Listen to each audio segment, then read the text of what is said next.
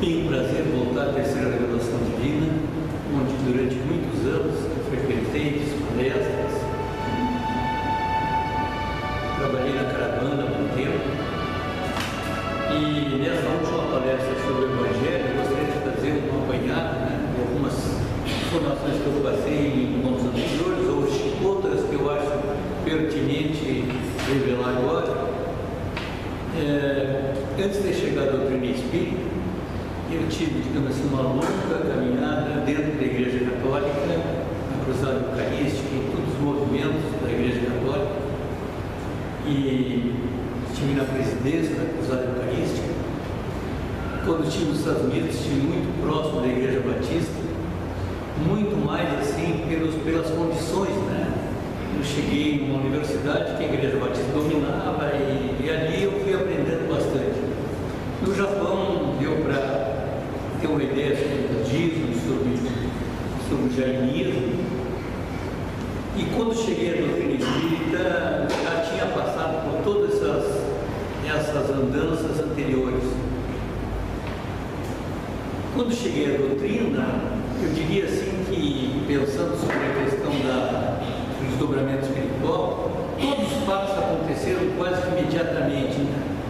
Cheguei direto a uma desobsessão, direto a um trabalho numa sociedade espírita. Desde o primeiro momento trabalhei com a Aureci nas caravanas do Evangelho, foram muitos anos, quase 35 anos trabalhando na caravana do Evangelho. Essa caravana do Evangelho, em um dado momento, na Luz e Caridade, na Rota do Fogo, se desdobrou, um grupo seguiu para o morro, outro grupo ficou na cidade, e eu fiquei coordenando o grupo da cidade. E na época nós voltamos para trabalhar com pacientes terminais. Então, durante muitos anos eu coordenei o trabalho dos pacientes terminais.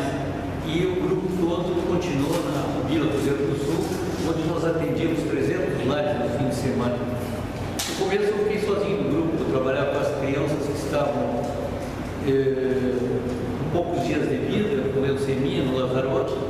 Foi um longo aprendizado ali, que se formou um pequeno grupo, nós começamos a trabalhar muito no UTI, hospitais, né? Foram cerca de 30 anos. Então é a chegada, é a desobsessão, é o trabalho na sociedade espírita, em várias sociedades espíritas, e rapidamente eu fui conduzido também a ser palestrante. Eu lembro que eu tinha, acho que 4, 5 semanas de doutrina, estava sendo liberado do trabalho de obsessão e já fui convidado para trabalhar de palestrante. E ali foi muito importante, porque assim como na universidade eu fiz todo um trabalho de organização das informações, eu fiz também o trabalho de Kardec, né? Peguei todo o Evangelho, fichei, fiz fichas de todo o livro dos Espíritos, o livro dos Médios, tudo que se possa imaginar eu tinha organizado. E repetindo todas as semanas em várias sociedades espíritas aqui no interior, aquilo me ajudou bastante. E todas as vezes que eu ia para fora do estado fazer palestra, era convidado, assim como se não passe de imagem, uma pessoa me levava para fazer uma palestra na Bahia, no Rio de Janeiro, em qualquer lugar onde eu estivesse, e tudo isso muito rapidamente, até que um dia, nesse contato com a imprensa, né, eu comecei a trabalhar com a imprensa todas as semanas, e me pediram para fazer uma palestra sobre viagens astrais, no qual eu conhecia por apenas biografia. Mas foi assim tudo também rapidamente, porque eu comecei a procurar a biografia veio como se fosse um passe de mágica também. Comecei a absorver aquelas informações, então logo comecei a absorver aquelas informações, as experiências começaram a acontecer. Então era interessante porque era o trabalho do palestrante, era o trabalho do médium, meu trabalho era a psicografia durante muitos anos. Tudo acontecia ao mesmo tempo, né?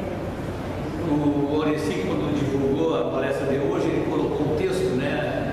A vida em dois mundos, e realmente essa experiência do desdobramento é mais ou menos como se a gente vivesse em dois mundos, porque existe o mundo que nós estamos agora, e a gente tem uma experiência bastante distinta, né, quando estamos afastados do corpo físico. Então, conviver com essas duas realidades digamos assim, exige a administração da questão mental, da questão psicológica, né?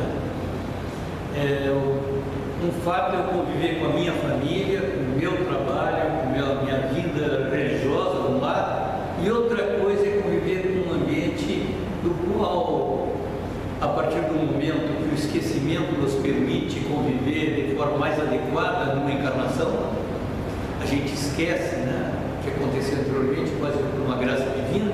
Então, experimentar isso de novo, essa experiência nova, cria essa vida paralela. E eu me lembro que nas primeiras 10, 12, 20 vezes que aconteceram, chegava um momento que eu mesmo me perguntava, né, o que vale é isso que está aqui, o que vale é aquilo que eu vou vivenciar hoje à noite, no fim de semana, em momentos diferentes. O convite para fazer uma palestra sobre desdobramento espiritual foi no programa do Aiva Feminino, de 1980-81, onde a Tânia Carvalho, a Aninha Thomas, a Marina e a Magda Beatriz apresentavam, e elas me pediram para fazer uma palestra sobre esse desdobramento espiritual. E aquela semana, 10, 15 dias antes, foi que eu me preparei e comecei a vivenciar as primeiras experiências.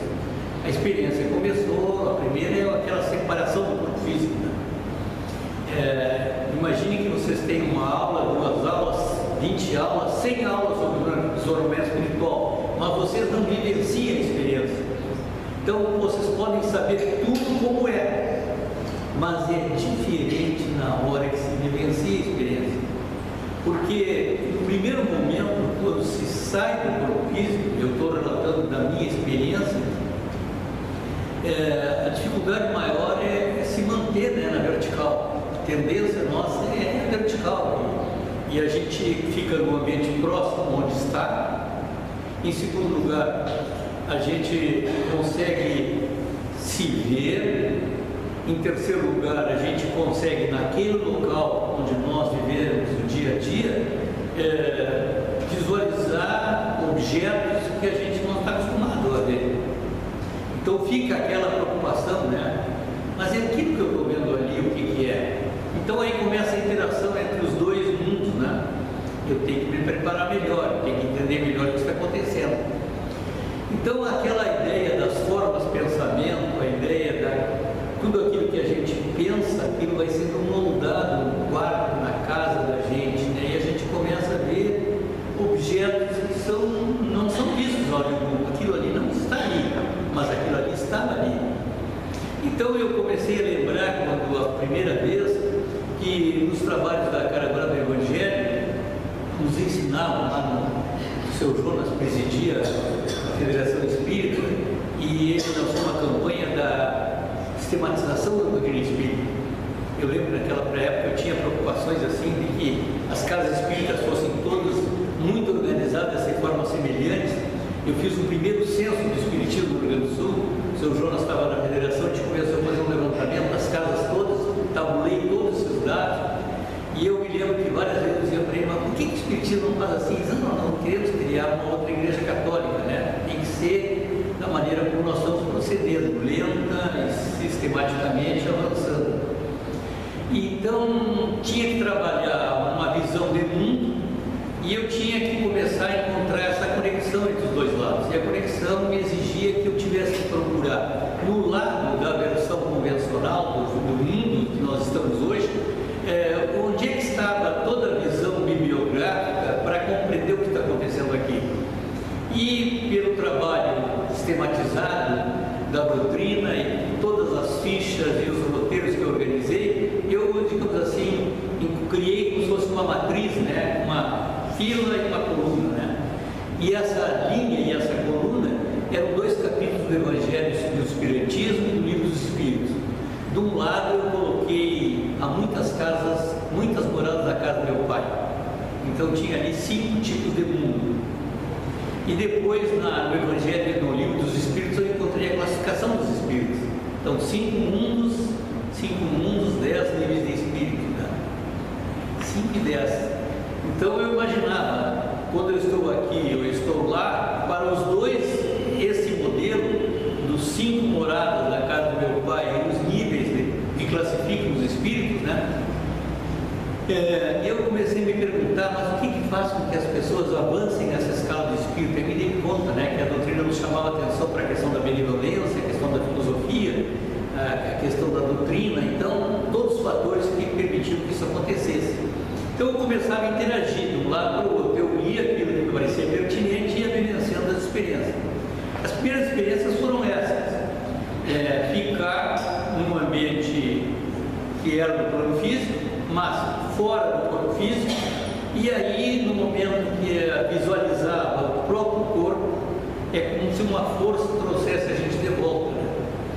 Seria mais ou menos assim como se a respiração da gente, o estado emocional fosse alterado, né? E naquele momento que aquela incerteza surgisse, se voltava ao corpo físico.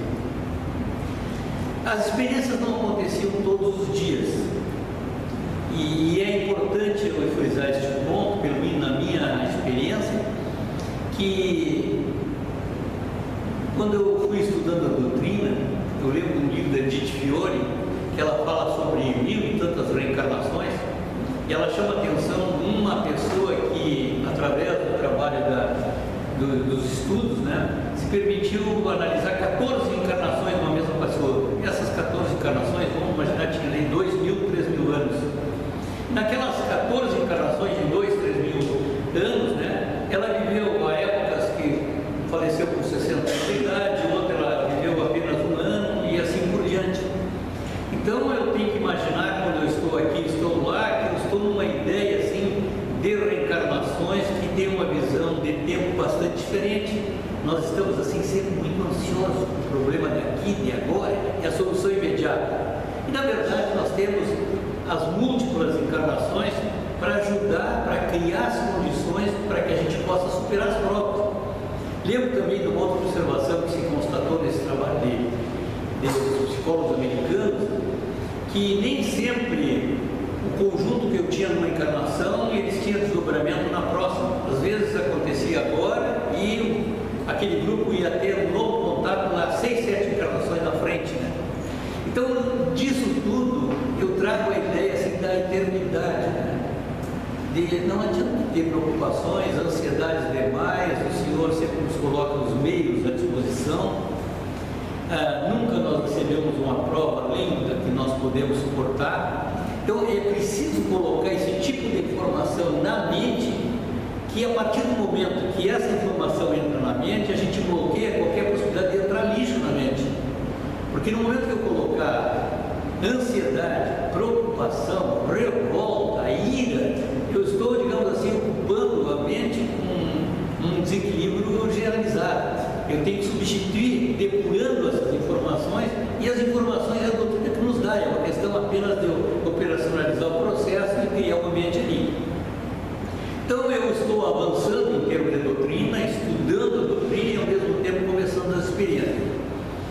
Um segundo ponto que me chamou a atenção foi a primeira vez que eu deixei, digamos assim, a preocupação com o próprio eu e comecei a perceber que nós estávamos num ambiente de casa e tinha outras pessoas. E no momento que eu percebi que tinha outras pessoas, no momento que eu coloquei atenção naquilo, eu já comecei a fluir para aquele local. Ou seja, bastou que a minha mente foque numa questão, a gente já começa a conviver com o ambiente em torno daquilo. Eu vi as pessoas falando em voz alta e eu comecei a me deslocar do quarto em direção a outras salas da casa. A porta vai fechada. O que eu faço, né? Eu já tinha superado a ideia de me ver, eu já tinha superado aquela, digamos assim, certeza de um quadro novo, de uma nova realidade, e a partir dali, quando cheguei próximo digamos assim, a porta, a parede e a passagem, eu já me dei conta que eu estava junto a um grupo de familiares. A diferença é que ninguém percebia a minha presença. Então, este fato, né, eu estou no meio do grupo, o grupo continua convivendo a sua experiência, o seu dia a dia, e eu estou ali no meio, é mais ou menos, eu imagino, como se tivesse uma pessoa desencarnada dentro de uma casa, de uma família, né? Outras pessoas conversando e a pessoa ali acompanhando. Isso nos trabalhos de de caravanas evangélicas, quando se tinha algum médium vidente, era muito comum as pessoas dizerem: olha, eu estou vendo tal pessoa. Lembro também que nos trabalhos de visitação dos enfermos do Lazaroto, as crianças diziam, as crianças com leucemia, elas tinham sempre 3, 4 meses de vida pela frente, elas me diziam: está aqui o outro, está aqui isso, não está vendo, ele está ali, está falando. Então, esse tipo de contrapartida que eu tinha aprendido na caravana, eu comecei a vivenciar na figura daquele que não é visto, né? Bem, a partir daí, então, este ambiente de equilíbrio, desequilíbrio, incerteza, começa a se realizar. Não é apenas no local que eu estou que eu vejo algum lixo espiritual. Eu já estou vendo que o lixo espiritual está disseminado pela casa. Aí eu já começo, inclusive, a lembrar a importância do Evangelho do Lar. Como é importante o Evangelho do Lar. Às vezes as pessoas nem acreditam nisso, né? Mas receber espíritos avançados, evoluídos na nossa casa, que fazem a higienização do lar, que proporcionam toda aquela companhia salutar, isso é muito importante. Ali eu me dava conta. Durante algum tempo ficou nesse processo, assim, um ambiente muito próximo de casa. Os dias foram passando, o programa surgiu, eu tinha que fazer um relato. Não comecei a relatar a minha experiência, comecei a responder. As pessoas perguntavam na hora do programa de televisão algumas questões específicas do desdobramento, e eu respondi em função do que eu tinha lido, não do que eu estava experimentando, que era tudo muito recente. O tempo foi passando, eu continuava nessa vertente do Evangelho, das caravanas do Evangelho, trabalhando só com pacientes terminais. Me surpreendia, por exemplo, de eu chegar num hospital, que eu sei que é difícil chegar na UTI, eu conseguia passar, chegar na UTI, entrar no local onde estava a pessoa acordava, a pessoa conversava um pouco comigo, a pessoa voltava para o sono, o coma profundo, o que quer que seja, e eu ia embora. E chegava um ponto de me perguntar, né, onde é que está meu trabalho? E a partir daí ficava claro que os doentes me diziam: quando tu chega, sempre chega uma criança na frente, como se fosse uma criança, e a partir daí chegam médicos que te acompanham. E no dia que tu vens, nós diminuímos a dor, nós dormimos melhor, e aquilo ali me dá um conforto muito grande. Né? O que acontecia desse outro lado? A partir daí, a facilidade de se afastar do corpo físico permitiu que, não só dentro do quarto ou dentro de casa, mas já começasse a me expandir, ou seja, ia a lugares mais distantes. E esses lugares mais distantes, eu convivia durante algum tempo, e nessa experiência, em algum momento eu voltava. O exercício de sair é um exercício que em nenhum momento eu pedi que acontecesse. Eu não ia dormir, digamos assim, pedindo: meu Deus, me ajuda com uma experiência dessa vez. As experiências aconteciam. Então eu não tinha em nenhum momento controle: vai ser hoje, vai ser amanhã, elas aconteciam. Em segundo lugar, não estava previsto onde eu iria, ou seja, não adianta dizer vamos combinar tal coisa e vou encontrar lá. Não funcionava assim. Em terceiro lugar, quando eu perguntava quem está me levando, né, onde eu estou indo, as pessoas diziam sempre: tranquiliza porque nós vamos a um lugar importante. E assim começaram as experiências fora do corpo físico. No começo na cidade, a partir daí é como se eu deixasse de fazer a movimentação toda em câmera lenta e começasse a ser um processo quase que instantâneo. É interessante que em algum momento, é uma das poucas coisas que eu pedi para vivenciar, é o intervalo, né, entre estar no corpo físico e separar do corpo físico. Então ali tem um processo que é muito rápido e que normalmente a gente está pronto para um desdobramento, ele acontece, mas como é que eu saio dali e chego aqui? Então esse tipo de experiência uma vez foi possível acompanhar, mas a partir daí o processo começou a ser automático. É iniciar e eu já estou em algum lugar. E esse já estou em algum lugar é algo interessante, porque nas muitas moradas na casa do meu pai, começa a expandir aquela fronteira geográfica. Não, eu não vou me conter apenas na Ásia, na África, na América, eu começo a ir para outros pontos, seja externamente, no plano físico, seja internamente, seja no mar, na terra, onde quer que seja, e aquilo ali parecia assim uma capacidade ilimitada, né? Ou seja, tudo está ocupado, no sentido figurado, seja no fundo do mar, seja no centro da terra, seja em outros mundos habitados, seja aqui, seja acolá. Então, durante um bom tempo, não sei, 5 anos, por aí, eu fui nessa direção. Me chamou a atenção, desde o primeiro momento, que eu vi as coisas em preto e branco. E só percebi que eu vi em preto e branco no momento em que houve a mudança do preto e branco para a visão de cores, né? Essa visão do preto e branco para uma visão de cores aconteceu num dia em que me levaram até uma residência, e eu parei na porta da residência e tinha uma senhora ali, sentada numa cadeira, balanço, uma senhora idosa, e quando eu cheguei, ela me olhou. É interessante a questão do desdobramento, porque a maior parte das vezes, quando se está assim junto ao plano físico, as pessoas não detectam a presença. Mas a pessoa me viu e eu fiquei assim um pouco surpreso, né? E agora, essa ideia do agora, e o que acontece agora, é um tema interessante também que na doutrina, além dessa matriz de há muitas moradas na casa do meu pai, a classificação dos espíritos, começa também a surgir umas outras informações, né? Seja pelo problema da reencarnação, seja pela lei de causa e efeito. Começam a surgir também, a gente começa a ter uma ideia mais clara do porvir. A gente começa a ter uma fé, a fé começa a desenvolver. E no momento que a fé começa a desenvolver, a experiência toda, seja aqui, seja acolá, ou seja, na interrelação entre o aqui e o acolá, isso nos dá uma confiança muito maior. Eu não vejo mais o obstáculo, eu vejo onde é que está a saída, onde é que está a solução.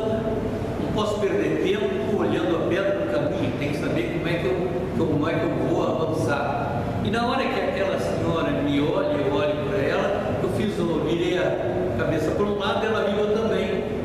Eu virei para o outro lado, ela virou também. E aí eu comecei a perceber que ela me via. E a partir dali eu fui até onde ela estava, naquela posição que eu disse para vocês, aquela posição vertical, passei por trás dela, e na hora que eu passo por trás dele, assim, é como se a cor chegasse, né? Então o vestido dela começou a aparecer nas cores naturais, e a partir dali tudo começou a ser colorido.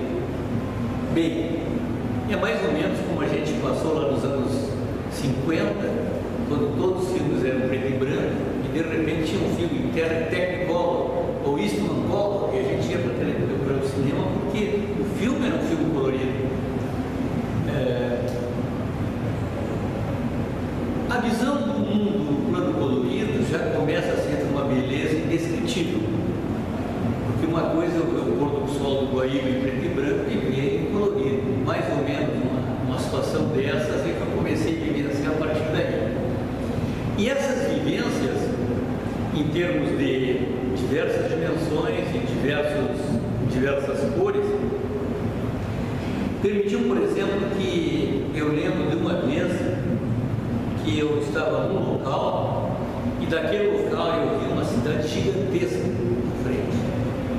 E eu pensei, mas que cidade é aquela, né? Eu pensei em Nova York, eu pensei em Tóquio, eu pensei em cidades que eu tinha estado, mas eu via que os pontos que eu tinha como referência não estavam ali, e aquilo ali parecia cada vez muito maior, e muito maior, e muito maior. E lembro que, à medida que surge a dúvida no desdobramento, a gente já começa a correr em linha direta para a solução. Por que isso, né? E já começa a aparecer aquilo. Isso por isso, isso por aquilo. As respostas vêm instantaneamente. Não é como aqui onde eu faço uma pergunta e eu fico esperando pela resposta. Num desdobramento, eu faço uma pergunta e automaticamente já dei a resposta. Então se trabalha como se fosse uma corrente alternada. Nesse instante, eu comecei a me aproximar daquele local.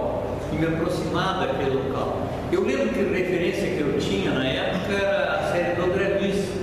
Eu resumi todo o nosso lar, depois comecei a resumir Missionários da Luz e assim por diante. E fui lá até o livro 10, livro 12, não terminava nunca aqueles livros, e mais informações, e mais informações. Então a informação que me veio foi a ideia do livro Nosso Lar, né, que surgiu agora até recentemente o filme Aquele Espírito. Mas era muito maior do que eu imaginava. E fui me aproximando, até que num dado momento em que eu estava vendo a cidade mais de perto, eu pensei comigo, é uma cidade à beira da praia. Foi a ideia que veio. Só que eu continuei me aproximando. E quando eu continuei me aproximando, na verdade, o que eu via como praia eram nuvens. E eu estava assim, perante alguma coisa majestosa, grandiosa, e aquilo ali, isso realmente altera o estado emocional da pessoa, né? São momentos de extrema alegria. Eu lembro, por exemplo, quando eu estive na frente do Monte Fuji, ou quando cheguei em Colônia, na Alemanha, perante a Catedral de Colônia, aquelas foram experiências que me emocionaram muito, sem que eu pudesse ter uma explicação. Lembro quando o Sadat e a Palestina, e o Egito e Israel assinaram um acordo aquele de paz antes do assassinato do Sadat, também me afetou muito em termos emocionais. Então tem muitos fatos que estão lá dentro e que despertam alguma coisa. Aquilo aconteceu naquele momento. E a partir dali a gente começa a ter isso que no texto que o Aureci colocou junto à palestra, né, no autor, dizendo, vivendo em dois mundos, porque eu tenho que administrar o aqui e o agora, mas a experiência está correndo em paralelo. Eu diria para vocês que hoje eu imagino o desdobramento, a vida, a reencarnação, as vidas sucessivas, a lei de causa e efeito, fosse uma grande roda dentada. Então, uma roda dentada, vocês imaginem a roda, dente, roda, dente. Se nós pegássemos apenas o dente número 1 da roda, o dente número 2, seria mais ou menos como nós estivéssemos acordados. Quando nós saíssemos da parte do dente e fôssemos para a parte da roda, é como se nós estivéssemos no momento que estamos dormindo.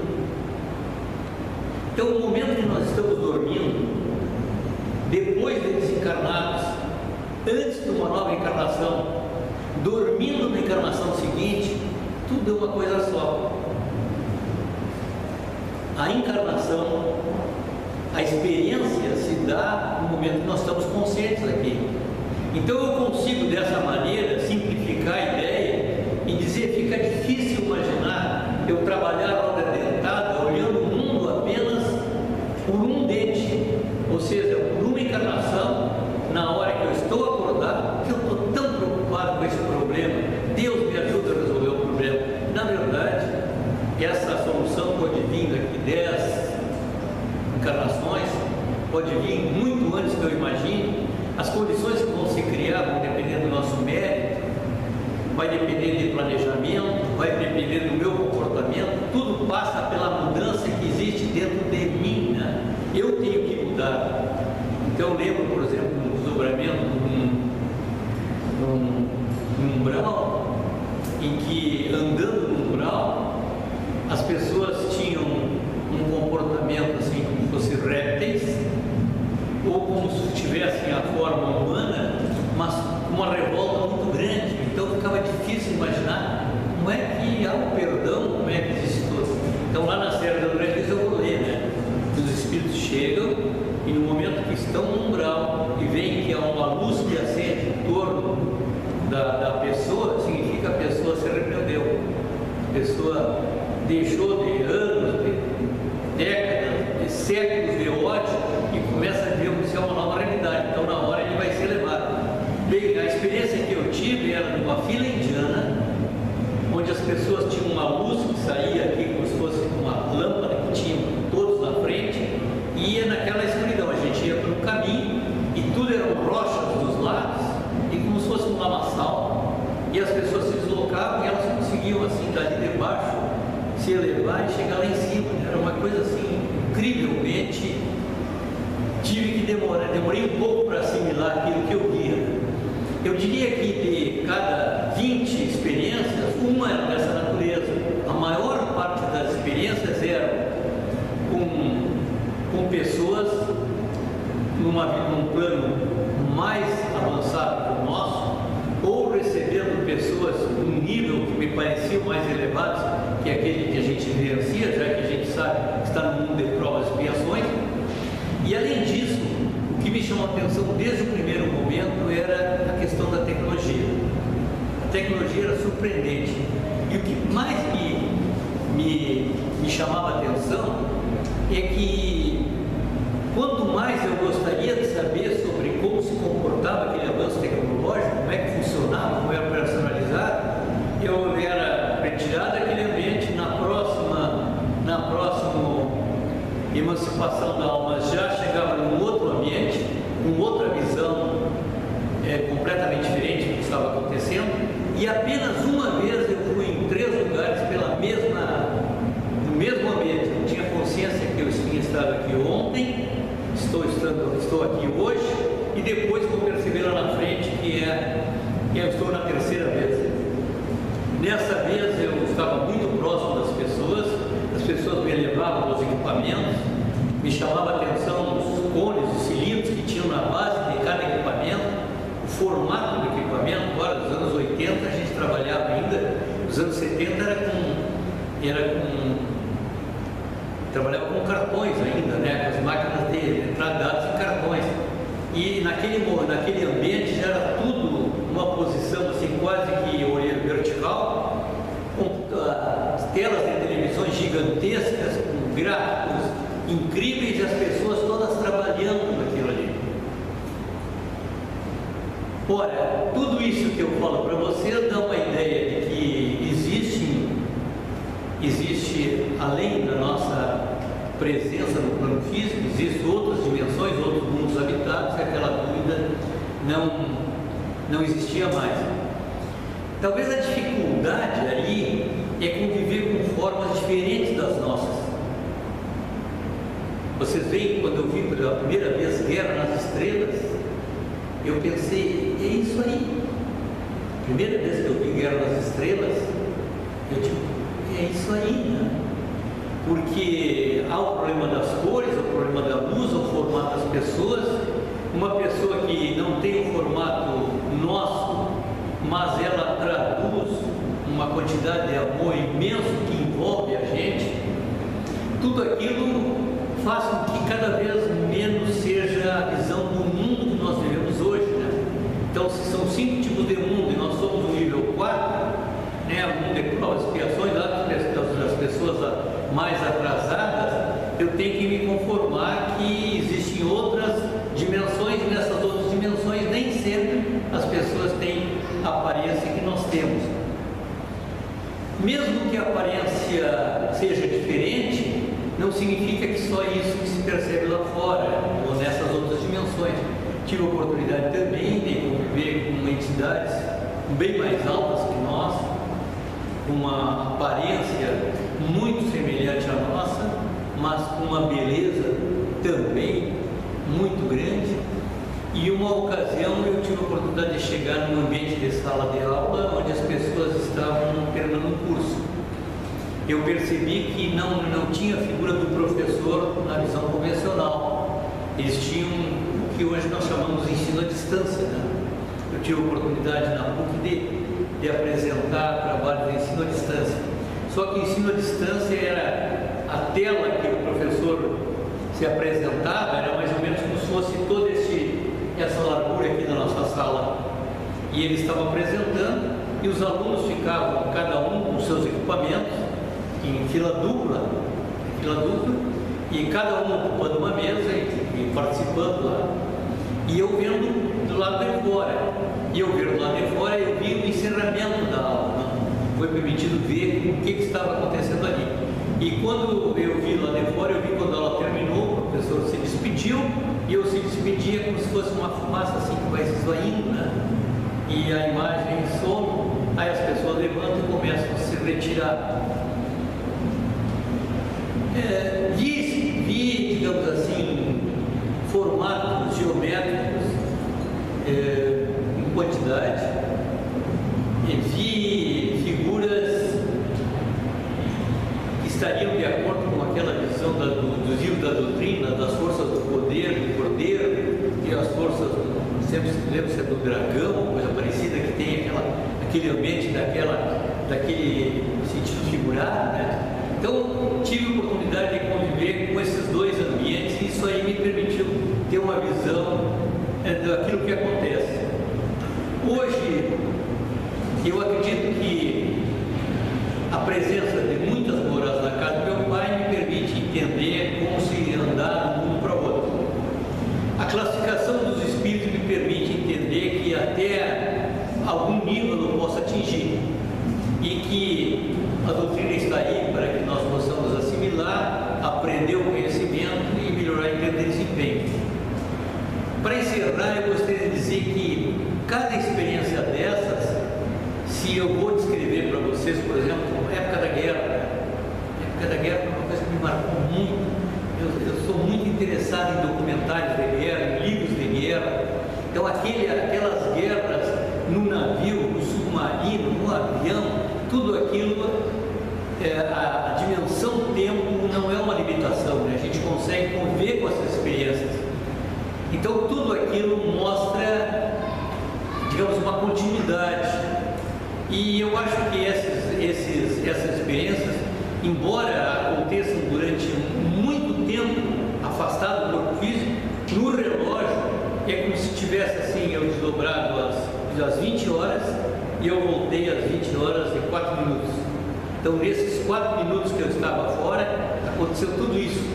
Essa questão dos minutos, né, e do deslocamento está muito relacionado aos vórtices, né? Como é que eu faço? Então, por exemplo, uma vez, eu acho que eu relatei para vocês aqui, em cima de uma das praias nossas, eu vi 3 vórtices, né? O que são? Então, é aquilo que permite que eu possa percorrer grandes distâncias, tenho caminhos internos, né? Aquela história que a gente ouve seguidamente nessa área de introdução ao conhecimento. Pessoal, eu procurei nessa palestra de hoje dar algumas ideias da experiência que eu vivenciei. Tudo aconteceu de forma abrupta, eu acho. Imagino que o meu trabalho tem sido divulgar esse tipo de conhecimento. Tem muitas pessoas que têm vivências semelhantes. Durante muito tempo na Federação Espírita eu fazia palestras para os médicos, para os presidentes de casas espíritas, por promoção da Federação Espírita do Rio Grande do Sul, e aqui hoje eu estou encerrando mais esse ciclo de palestras sobre essa experiência. E deixo agora com vocês as perguntas. Já vamos agradecendo ao professor Fregueli pela disposição, está nos dando notícia das experiências riquíssimas que ele vivencia já há décadas. Eu acho que eu vou formular a primeira pergunta. Nessas excursões fora do corpo, você nunca encontrou uma pessoa que tinha corpo aqui na Terra, que era um homem vivo? Uma vez, uma pessoa que estava sempre, eu moro há 40 anos no mesmo lugar, então eu ando numa mesma rua há 40 anos e tem uma pessoa e uma vez eu encontrei a pessoa num desdobramento, né? Mas é como encontrar uma agulha num palheiro, já que a gente não tende a ficar no ambiente próximo, a gente tende cada vez mais distante. A experiência que eu tenho, pois não. Quem quer fazer pergunta? Não precisa ter constrangimento, pessoal. Qualquer pergunta às vezes serve para a gente lembrar um pouco do episódio que é de cada pessoa. Boa noite, professor. Boa noite a todos. Uma pergunta: quando na ocasião do desdobramento, como fica o seu corpo físico? Fica dormindo? Como é que acontece isso? Exatamente. Como é seu nome mesmo? André. André. Bem, eu já tinha da doutrina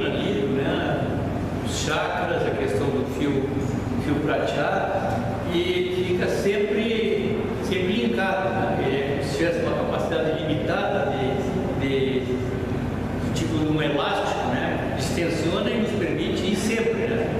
E quando nós voltamos, realmente nós chegamos ali e estamos conectados, mas nós nunca perdemos, né? Nós ficamos assim, como se fosse um estado de sono, né? E nós estamos afastados do corpo físico. Em nenhum momento é como se o piloto estivesse naquele outro local. O contato com o plano físico, em nenhum momento há preocupação. Não vai acontecer alguma coisa quando estiver no plano físico, não há nada disso. Né? Mas o corpo fica dormindo? Fica espécie, exatamente, está de sono. Obrigado.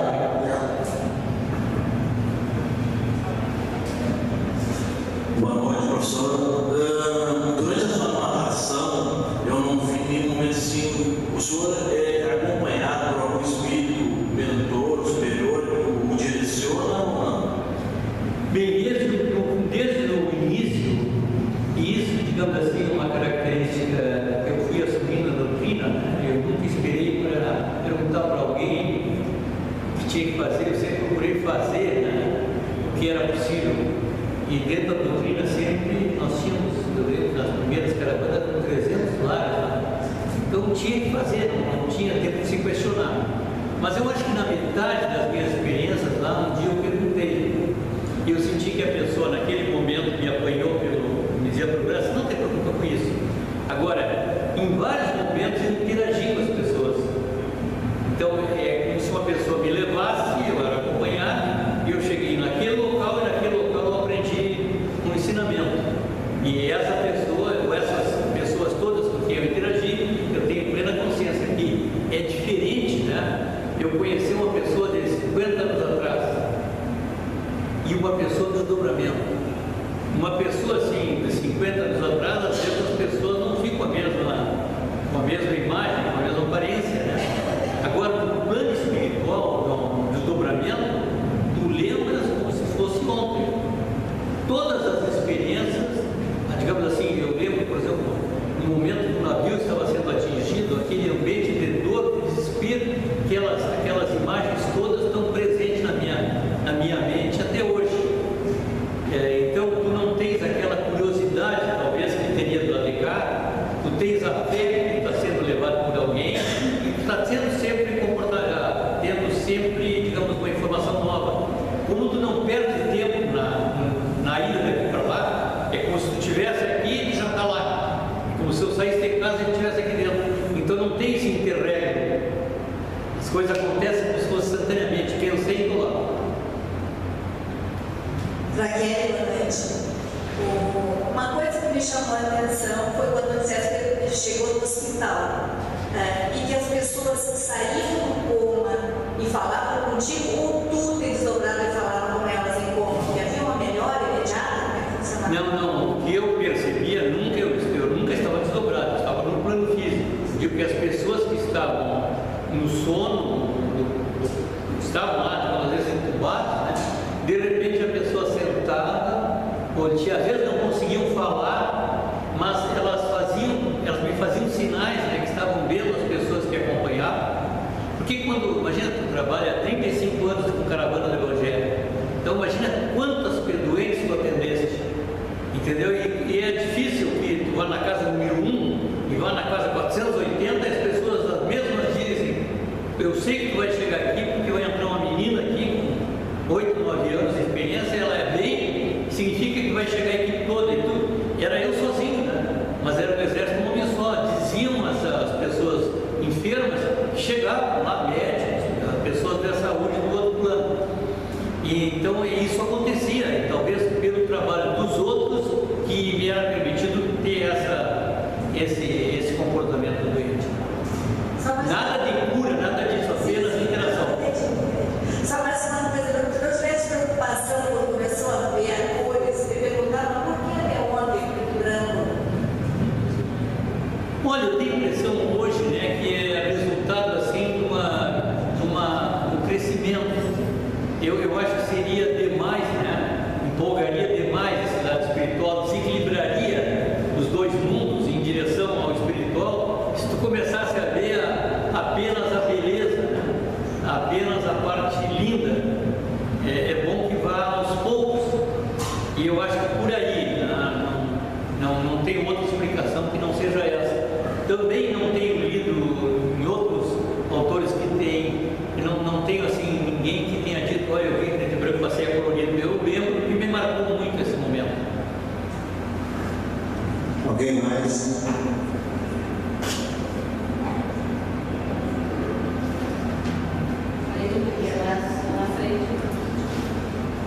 Fraquene, eu vou te perguntar, nessas todas as tuas passagens aí, tu te cansava? Tu cansava de sai daqui, vai pra cá, passou pra outro, vai pro hospital? Não, a questão Não tem cansaço. eu assim, tu pode, isso aí era da experiência da casa espírita, né? Eu podia, por exemplo, antes de falar na questão do desdobramento, eu me lembro que quando cheguei na doutrina espírita, às vezes eu chegava para fazer o evangelho e chegava para fazer as caravanas, às vezes estava assim, extremamente cansado, né? Mas é chegar no grupo e de repente já te nota que observa outra pessoa. E sala de aula não é a mesma coisa, quantas vezes, assim, dá 32 horas de aula por semana, estava exausto, mas chegava na aula, já sentia um certo conforto. Eu lembro na PUC de ver as entidades espirituais assim, assistindo a aula no fundo, né? Eu te diria que na parte de desdobramento em si, nunca tive isso. Em primeiro lugar, porque era um fato muito rápido. Quando eu estava fora, eu estava consciente que voltando ia ser poucos minutos. Em segundo lugar, porque tudo era quase que instantâneo. Em terceiro lugar, porque tudo era muito novo. Tudo que tinha vontade de explicar, chegou um momento que eu imaginei de escrever, de anotar, né? Fazer um livro mais na frente. Mas ao mesmo tempo eu me dava conta que eu me lembrava de todos os detalhes, dia a dia, não precisava mais, não precisava anotar. Está na mente cada coisa que eu vi. Quando o Aureci perguntou que encontrasse alguma vez, eu lembro, um senhor de cabelo branco, era um senhor de cabelo branco, ele normalmente estava na frente do Palácio Piratini, e é interessante que foi a única pessoa que eu visualizei, nós nunca nos conhecemos, nós não nos conhecemos, eu nunca parei para cumprimentar, ele nem sabe quem eu sou, mas eu, quando vejo, eu me lembro, ele eu vi no plano espiritual, né? Mas cansaço em nenhum momento, ao contrário, né? Tu vem sempre com um ânimo novo. Não dá para parar para olhar a pedra do caminho, né? Tem que olhar para frente. Se parar para olhar para trás é perda de tempo, porque já deixa cansado o tempo. Tem que olhar para frente, porque os desafios estão aí. E se não é nessa encarnação, na próxima, então vamos antecipar. Não é questão de idade, de velho, de moço, né? Nós estamos crescendo, tendo aprendizagem de acordo com o momento da gente. Tem pessoas que estão aprendendo aos 80, meu pai desencarnou com 104, né? E estava sempre aprendendo, sempre com bom humor, sempre alegre, sempre perguntando. Eu me lembro que uma vez ele me disse, depois que teve um AVC, com 99 anos, ele me disse, e agora? O que acontece agora? Eu digo, olha, a partir de agora, tudo de bom que tu já viste e de pessoas que tu gostasse, tu vai reencontrar. Ele era uma pessoa muito equilibrada, né? E é interessante que ele nunca mostrava muita ansiedade, mas naquele momento ele perguntou, e agora? Agora eu acho que ia seguir, porque ele, embora não tivesse muito estudo, ele sempre foi muito seguidor assim, da mensagem cristã, né? De obedecer os princípios cristãos. Boa noite. Boa noite. Eu tive experiência com meu pai, quando eu estava muito mal no hospital, benzendo em coma. Ele geralmente apontava para algum lugar e me mostrava alguém. Ele estava vendo espíritos ou seria em função de medicamentos? Bem, as pessoas que trabalham, isso eu aprendi porque eu dediquei a caravana para trabalhar com doentes, né? As pessoas que trabalham com a dor são pessoas assim, muito aquinadas espiritualmente, né? São pessoas muito bem acompanhadas. Às vezes as pessoas não têm consciência, às vezes até na nossa visão do próximo, mas será que essa pessoa tem isso? Só que tem que pensar assim, Jesus imaginando quem eu tenho condições de contar. A fulana está lá, a fulana está muito ocupada. Beltrano é muito preparado, mas não tem tempo para isso. Então sobra quem? Sobramos nós. Então nessa experiência eu percebi assim que hospitais, são lugares assim com presença intensa do plano espiritual. Então o que ele vê, isso que aconteceu com meu pai, aconteceu com a minha mãe, com meus pais também, eles visualizavam sistematicamente e se surpreendiam da gente não poder ver, né? Ele brigava dizendo, mas tá ali, ó, eu tô vendo ele. Pois é o mesmo que eu contei das crianças lá no Lazaroto, na época que tinha as crianças com leucemia, eram 3 ou 4 quartos.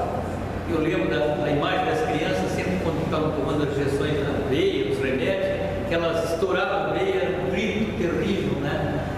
Ah, estourou, tu deixasse estourar. Então aquilo, no começo não entendia bem o que estava acontecendo, mas a interação com as crianças, com os parentes, permitiu que eu visse que a par da nossa presença tinha toda uma contrapartida espiritual que convive aquele ambiente. Porque as pessoas, né, têm como há uma data certa do desencarne, tu tens que ir levando aquele processo e também uma contrapartida espiritual importante.